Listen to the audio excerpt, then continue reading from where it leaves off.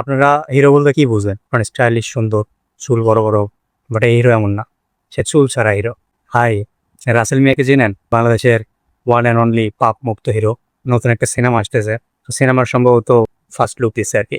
চলুন দেখে আসি তার অভিনীত আপকামিং তেজ সিনেমার তেজ সিনেমার পোস্টার। চলুন দেখে আসি। ক্যাপশন দিছে, খুব শীঘ্রই শুরু হচ্ছে চলচ্চিত্র তেজ। ডিরেক্টর হচ্ছে জাহিদ হাসান। আপনারা আবার জাহিদ হাসান অভিনেতা হিসেবে ভুল করবেন না, আসলে ওই জাহিদ হাসান না, আরেকটা। তাই তো দেখতে পাচ্ছি আমরা। ওয়াও, কি দুর্ধর্ষ লুক! তাকে সম্ভবত এই সিনেমা আমরা অ্যাকশন লুকে দেখতে পাবো। হ্যাঁ, হয়তো অ্যাকশন জনরার একটা সিনেমা হবে এটা। নাম শুনে বুঝতেছেন, তেজ। একদম আমার দাঁতে দাঁত পিষে করে তাকে আছে, চোখে রাগ, মাথার চুল নেড়ে। আপনারা হিরো বলতে কি বুঝেন? মানে স্টাইলিশ, সুন্দর, চুল বড় বড়, বাট এই হিরো এমন না। সে চুল ছাড়া হিরো।